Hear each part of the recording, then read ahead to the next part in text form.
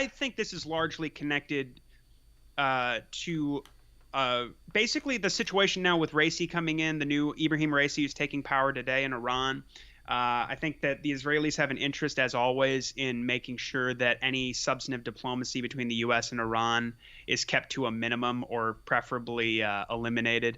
And I'll just say that this is, as far as PR goes, quite good for Israel, considering the Ben and Jerry's incident that's been going on. They've been bombing Syria, as we've reiterated on this show and on antiwar.com. They bomb Syria practically every other week. Sometimes it seems like every week.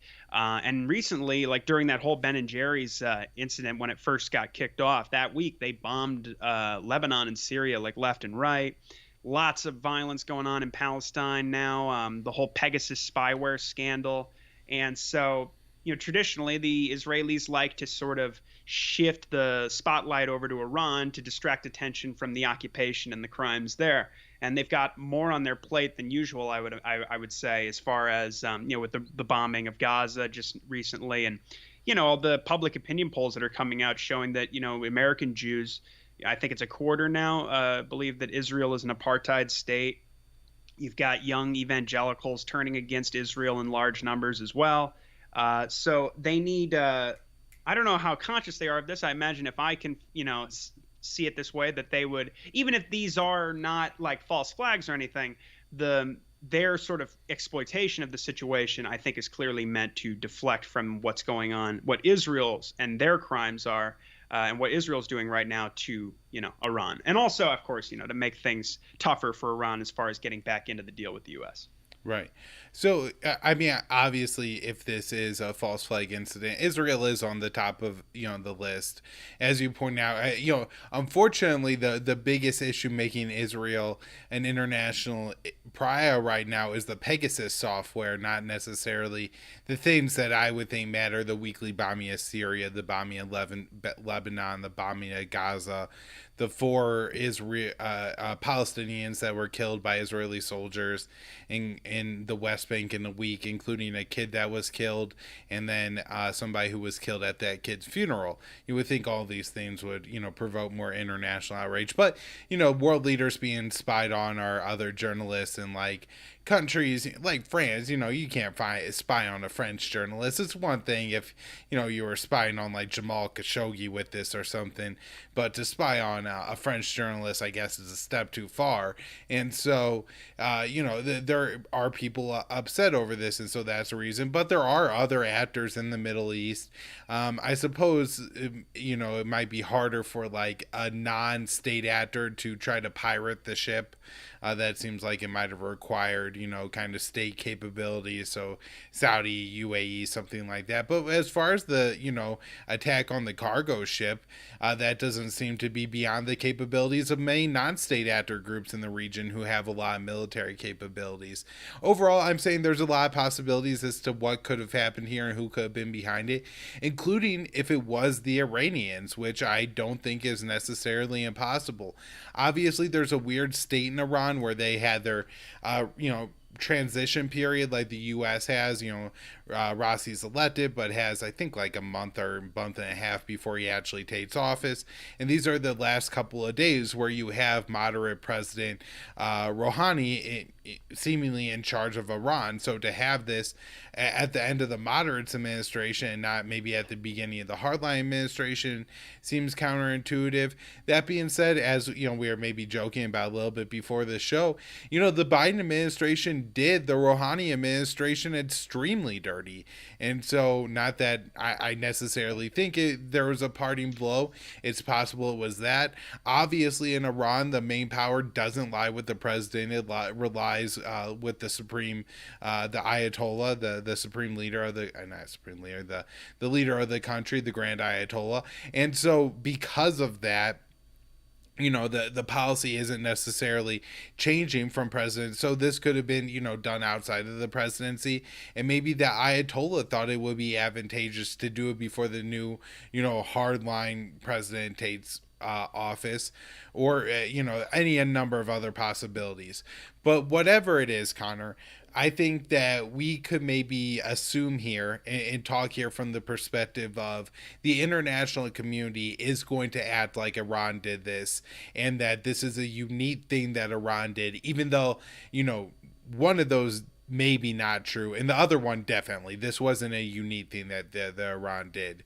What impact do you think this has on the talks for the Iran nuclear deal going forward, which we know are like in this tense position? I covered this extensively on the past show, but just for anybody who didn't catch that, maybe for a quick summary, at least according to the Germans, they say that there's like 1,200 pages of documents all set and written. There's been tremendous progress made. The last resting issues are Iran wants a mechanism to make sure the sanctions are removed. Iran wants a promise or guarantee, which, there may be strings attached with that the U.S. won't leave the Iran nuclear deal again as long as Iran is complying with it. And the U.S. wants something in the agreement that says,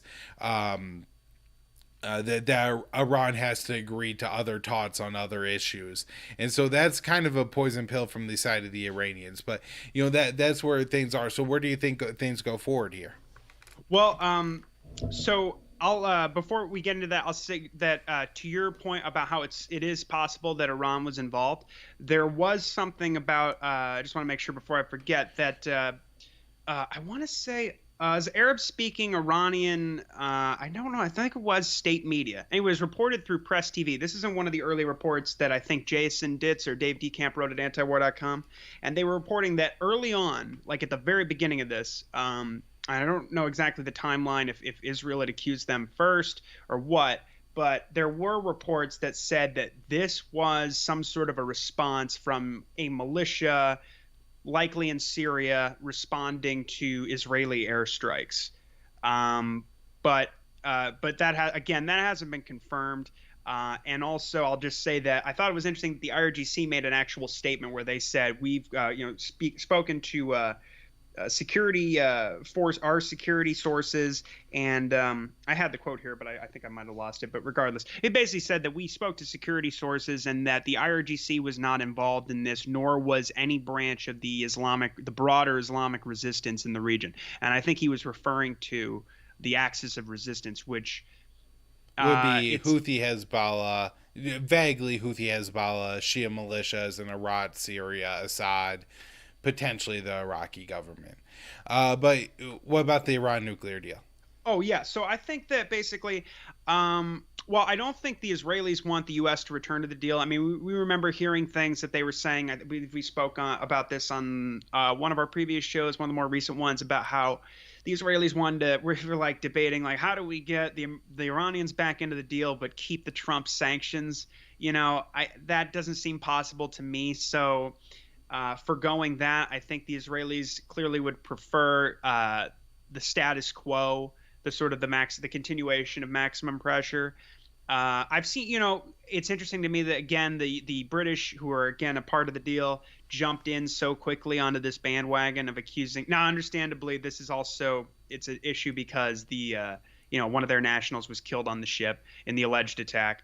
But at the same time, we've been hearing for months now from, the French saying, well, Iran has to make some tough decisions to come back into the deal, and it's really up to them. We have, the Germans have made some points about how, I believe it was the foreign minister, Heiko Maas, who was saying that, that basically that they're stalling and they're the ones who are holding it up. But also, there was an anonymous German negotiator who was a party to the talks who was saying essentially what you were saying, which is that the impasse is really over. The Iranians want to make sure that there's not a repeat of 2018 where the Americans pull out of the deal. And of course, the Americans can't really guarantee that. And also, of course, I think the Ayatollah has said that the Americans are acting malicious and making the deal returning to the deal much more difficult than it needs to be, insisting that the Iranians agree to this sentence that is being added into the deal now that says that they essentially that, and I'd like to see more details around this, but I have seen reports that say that, basically that the idea is that if they have to agree to negotiate ballistic missiles and their support for their allies in the region, and that kind of the success of a return to the deal kind of hinges on that. So that's, I think, a non-starter ultimately. But I do think that, as we've discussed, that Racy has a big interest in returning to the deal. It would be a huge win politically for him to do it. I just am seeing, the Americans have dragged their feet under Biden, have dragged their feet for so long. The Iranians kind of made a big concession, obviously made a huge concession by agreeing to basically what they refused to do under Trump, which is talk to the Americans, albeit indirectly, but still talk to the Americans before there was any sanctions relief. In fact, sanctions were added, so and they still went through with these talks in Vienna. Yeah, I think the Germans said that they had the German negotiator said that they had gotten to he goes, if another 2 weeks and we probably would have had a deal with just a little bit more political will. They had something like over 1,500 pages and 4 different texts of the agreement. So it seems like real progress is being made. At the same time, the Americans are planning to impose more sanctions on, on the Iran for their missiles and their drones. And really, from what I saw, the main point of contention is, look at what the Houthis are doing to Saudi Arabia and Yemen. So it doesn't mean that they're not going to impose sanctions over that, but that's a completely that's kind of a stupid point. The Iranians support the Houthis politically, but Gareth Porter has shown that there's really hardly any these claims of Iranian military support for the Houthis are really unfounded. Also it's they're exporting weapons to even places like Somalia because Yemen is flush with weapons after years, especially of backing by the Obama administration pouring weaponry into the Saudi-backed Saleh government there. And but I'll just say that, they're going to launch more sanctions onto the Iranians, it seems like, for, whatever it is. They're even talking about, launching more sanctions against shipping companies that would potentially do business with the Iranians and make it more difficult for them to trade with the Chinese. And so it just seems like there's a lot of institutional inertia against returning to the Iran deal. And I think that the battle is becoming increasingly difficult. It's becoming a more of an even uphill battle than it already was for the ostensibly hardline government, which I feel like the FDD is already set to go with their propaganda, and the hawks and the Israelis to exploit this situation. In fact, I think it was Gantz who came out and said, with Racy coming in, Iran is going to be more of a threat to Israel and the world than it ever has been before, and we've got to act to I forget what he said, to deal with the threat, or I don't know if he said eliminate the threat or something like that. But there is a big move on to kind of characterize this new government as being somebody who cannot be dealt with. And in fact, the Americans, Jason Ditz was writing about how the Americans are already doing that. Right. Yeah, I think I pretty much agree with you there that for people who have watched the show, they know that when Biden came in, I was kind of optimistic about him returning to the Iran nuclear deal. But by 2 months into his administration, I was like, I don't think this will be done. And so I don't really think this event particularly impacts the likelihood of getting a deal done or not. I do think it works out well for public consumption because we're not going to get a deal. This is a way for the public to easily have an event to identify Iran being the problem with, rather than it being, the Biden administration's unwillingness to negotiate and just return to the deal that Obama signed. And he absolutely blundered it. And, just to mention there, I just can't wait from the articles from the Hot saying, well, we can't return to the Iran nuclear deal now because it's going to look like a political victory for Ibrahim Raisi in Iran, and we can't empower the hardliners.